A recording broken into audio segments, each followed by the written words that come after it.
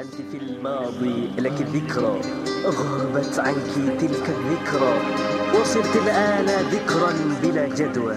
سقطت يا أندلس، يا لها من مآسي.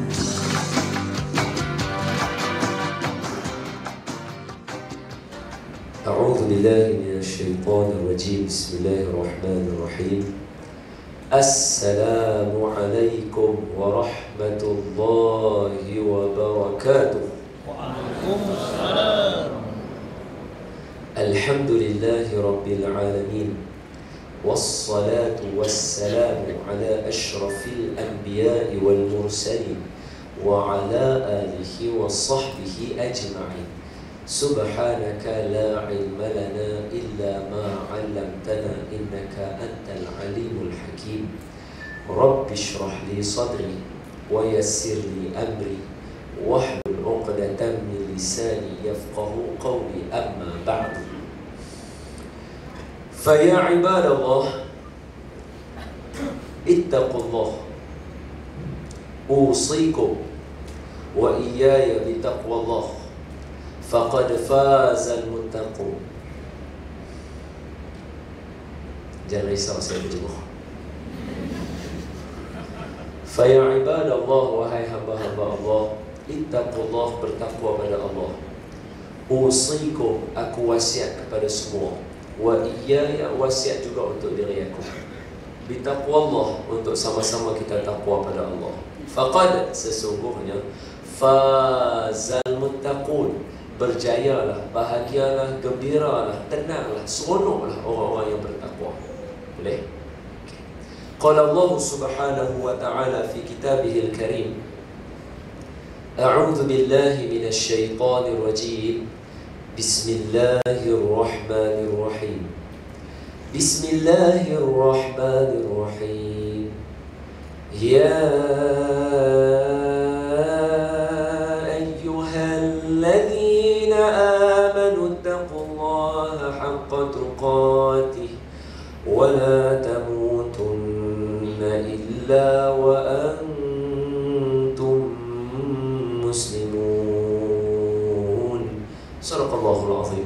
Hai orang-orang yang beriman, bertakwalah kamu kepada Allah dengan sebenar-benar takwa, dan janganlah kamu mati melainkan kamu mati sebagai seorang Islam.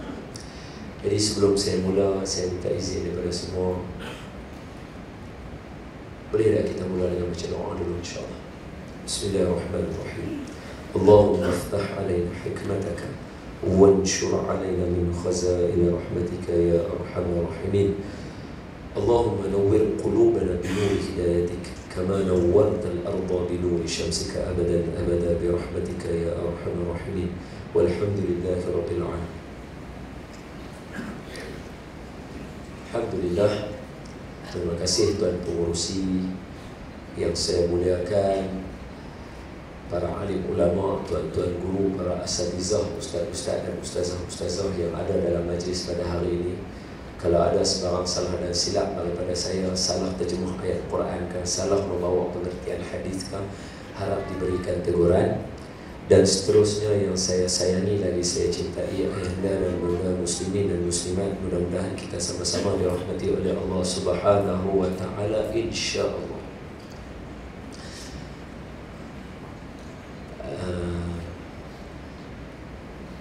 Saya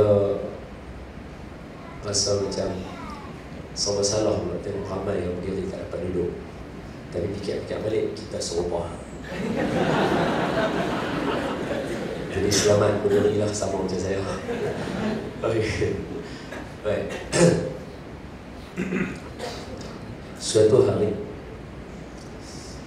ada satu hamba Allah, seorang ulama, di kalangan ulama, yang nama dia disebut oleh seorang ulama hadis di dalam kitab dia. Cerita yang saya bawa ni tuan-tuan boleh buka dalam kitab Fadilat Sadaqah yang dikarang oleh Syekh Zakaria Kandahlawi. Dalam bahasa Arab ada, dalam bahasa Melayu pun ada. Bahasa Melayu bukan bahasa Indonesia, bahasa Melayu. Okey. Kalau nak tengok dia dalam jilid yang kedua, halaman yang ke 1028 itulah. Okey. Cerita dia adalah apabila seorang daripada ulama yang hebat. Bukan ulama lah, salah seorang daripada kalangan ulama hebat. Nama dia Al-Waqdi. Al-Waqdi rahimahullah ta'ala. Dia cerita, dia kata, aku ni ada dua orang kawan baik. Satu Hashimi, satu bukan Hashimi. Hashimi ini makna dia orang daripada keturunan Bani Hashim. Bani Hashim, keturunan Nabi.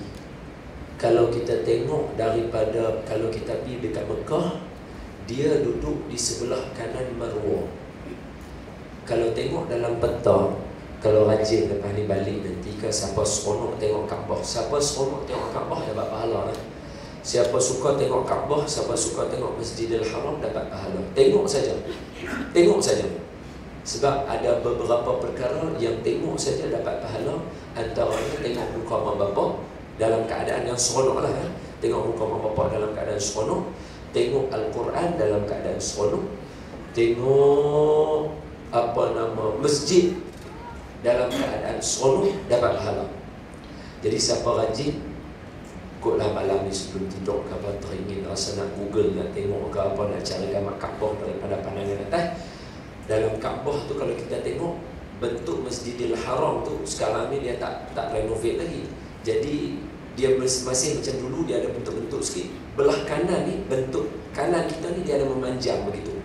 Jadi yang memanjang tu yang kata sa'i tu, itu bumbung dia tu. Bermula dekat bawah kita jumpa itu nama dia Safa. Ujung ke atas belah ke utara sikit nama dia Marwah. Dia ada dua kubah, kubah Safa, kubah Marwah. Dulu bawah Safa ni tempat dia terbuka.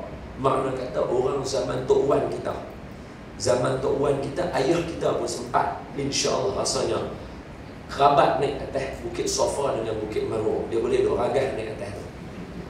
Ragah boleh duk orang. Kita adik-beradik lah.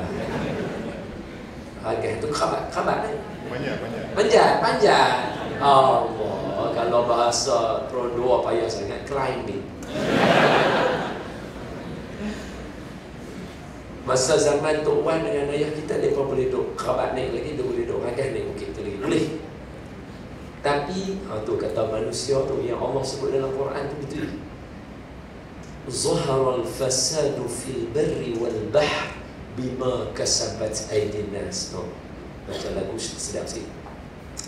Zaharal fasadu fil bahri bima Zaharal fasadu fil barri wal bahr bima kasabat aydin nas. Jelas sangat kerosakan atas muka bumi ni disebabkan tangan manusia sendiri. Atas muka bumi dengan laut-laut semua ni, kita punya kerja lah yang tu yang rosak. Sama Bukit Safa, Bukit Marwah, kalau tak sampai sekarang kita dah boleh naik dah. Siapa ada belum? Sini ada orang nak pergi haji tak, Bro? Ada? Ada. Mudah-mudahan dapat haji mabrur insya-Allah. Amin ya Rabb. Kalau tak kita zaman lah boleh pergi, boleh duk try naik Bukit Safa, Bukit Marwah tu. Tapi pasal orang dulu-dulu punya kerja, dia suka buat apa? Naik-naik bukit tu tak mau turun dah. Dia ragah-ragah naik duduk orang sumput tak mau. Peluk, tak mau turun, peluk batu tu. Lepas tu bentang dia punya kain ihram, dia tidur atas tu lah. Orang tolak turun baru tahu. Jadi orang Saudi tak seronok lah benda tu jadi macam gaduh-gaduh. Jadi itulah ni, dia tutup bubuh cermin, habis dah tak ada dah. Tapi atas dasar macam kononnya nak ambil, kalau nak ambil keberkatan, saya pesan je lah. Kalau siapa sempat pergi, kalau ingat yang saya pesan, bagus ya. Kalau tak ingat, tak apalah, nak buat macam mana. Benda bukan yang besar mana pun. Apa dia? Bukit Safa tu, dia bubuh dah kacau dah. Tapi ada satu sudut dekat bawah, antara between tengah-tengah ke belah kanan sikit tu, ada batu bukit dia tu yang masih terkeluar sikit. Bolehlah aku nak rasa dengan kaki Bukit Safa tu, bolehlah, ada peluang. Tapi sentuh-sentuh begitu je lah. Bukit Safa. Ujung tu Bukit Marwah. Kalau kita duduk membelakangkan Bukit Safa, Kaabah belah kiri kita, Marwah kita ada dekat Marwah tu, belah kanan tu adalah kawasan Bani Hashim. Bani Hashim datang daripada keturunan Quraisy. Quraisy dia special. Sebab tu dalam surah banyak-banyak ada nama surah Quraisy. Li'ilafi Quraisy. Dia kena Quraisy ni, surah Quraisy ni. Okey, masuk tajwid sikit. Quraisy ni dia ada ni sikit, dia panggil madlin. Madlin bukan mad layan. Eja dia tu lam ya nun tu dia jadi layan. Dia bukan layan tu mengaum. Dia lin, madlin, mad lembut. Lin lembut. Makna dia dalam bahasa Arab lin lembut. Layyinun dalam bahasa Arab kata lembut. Apa dia? Dia kena baca, dia tak boleh baca Quraisy, dia tak boleh baca Quraisy, dia tak boleh. Dia kena lembut Quraisy. Dia begitu. Sama lah Saif, dia kena baca begitu. Lail, dia kena baca begitu. Kalau jur, bukan dia. Orang kata macam mana nak kenal madlin. Madlin huruf sebelum dia baris atas, huruf lepas tu huruf ya. Ia mati. Yang tu je. Kalau ya baris bawah dia jadi mad asli biasa. Tapi kalau sebelum tu baris atas, lepas tu huruf ya mati, semua madlin. Contohnya dain. Kalau kita baca bul hutang, ayat hutang satu muka surah Baqarah tu, dain. Yang tu semua madlin. Okey? Ada tak dalam surah Fatihah madlin? Ada satu lagi. Apa dia? Huruf atas dia baris, huruf sebelum tu baris atas, huruf lepas tu huruf waw. Apa dia? Maliki yaumiddin. Sebab tu dia tak boleh jadi yaw. Yaw salah bacaan begitu. Dia kena baca yaumiddin. Maliki yaumiddin. Yaw. Dia tak boleh jadi yaw. Kalau itu ya'aw. Yaw. Yaw dia kena lanjut sikit, dia lembut. Maliki yaumiddin. Dia mesti baca begitu. Kalau tak baca lagu, nak baca biasa. Ar-Rahmanir Rahim. Maliki yaumiddin. Nampak? Yaumiddin. Dia tak boleh Maliki yaumiddin. Yaumiddin salah. Alright? Wallahu a'lam. Okey, Quraisy. Quraisy golongan yang dahsyat. Sebab itu dia disebutkan dalam Quran nama mereka berbanding dengan orang lain. Daripada pecahan tu ada satu kaum nama dia Bani Hashim. Contoh Quraisy. Sebab tu Nabi dipilih daripada keturunan Quraisy. Sebab apa? Quraisy yang ada satu cerita. Ada satu orang laki-laki, dia musafir dalam perjalanan dia. Dia jalan tu, dia ada dengan dia khodamnya, orang gaji dia ikut dia sekali. Jalan sampai dekat satu kawasan tu, dia tengok ada satu orang tua tengah duduk merana kesakitan. Merana sebab apa? Merana sebab dia tu kekurangan makanan. Dan dalam keadaan kekurangan makanan, ubat-ubatan pun tak ada nak rawat badannya. Lah sekali keadaan dia jadi semakin teruk. Kemudian dia habaq dekat orang Quraisy tu, dia kata, "Hai orang Quraisy, tolonglah bagi kat aku apa-apa sikit yang aku boleh makan." Maka orang Quraisy ni dia kalih dekat khodam dia, dia kata, "Hai khodam, kita ada berapa duit lagi?" Khodam tu kata, "Ada lebih kurang 4,000 dirham." 4,000 dirham sama dengan berapa kita? Kalau ikut dirham sekarang kita yang kecil tu harga dia RM30 ke RM33. RM30 lah sengaja. Satu dirham RM30 kita. 4,000 dirham lebih kurang RM120,000. Jadi khodam dia kata, kita ada 4,000 dirham lagi. Dia kata, ambillah 4,000 dirham ni semua bagilah dekat orang tua, pakcik tua ni. Maka diletakkanlah duit tu kepada pakcik tu. Pakcik tu terima duit tu, teriak. Pakcik tu menangis. Dia kata, pakcik teriak sebab tak cukup ke 4,000 ni? Pakcik tu kata, aku teriak bukan sebab apa. Aku menangis ni sebab aku terbayang hang ni sungguh baik, walaupun dalam keadaan musafir, belum tentu depan tu nak jadi apa lagi, tapi hang sanggup bagi semua benda pada aku. Yang ni cerita orang Quraisy. Sebab tu Nabi lahir daripada keturunan Quraisy. Dia pelapang dada, baik hati. Sebab tu sampai lah kalau pergi Mekah, Madinah, kalau kita jumpa dengan orang Quraisy yang layan kita, Masya Allah, Tabarakallah, dia bawa pergi rumah dia, habaq kat keluarga dia, ni aku nak bawa tetamu daripada Malaysia ni. Masuk rumah dia tu, meja tu bukan lagu meja makan kita, 3 kali meja makan kita tu. 3 kali meja makan kita, kalau isi mangkuk sikit tak apa. Yang ni 3 kali meja makan kita tu, 3 kali meja makan tu lah yang penuh makanan tu untuk kita 2 orang saja. Jenuh tak darah. Lepas tu makan sikit dia tak mau pula. Pergi rumah dia tak ada, dia tak mau syarat makan sikit, kena makan banyak-banyak. Dah makan ni dia kata, hang tak mau rasa ni, isteri ku masak ni, ni kami baru buat ni, yang ni tu ada lagi ni. Ayam hujung sana tak ambil ni tu.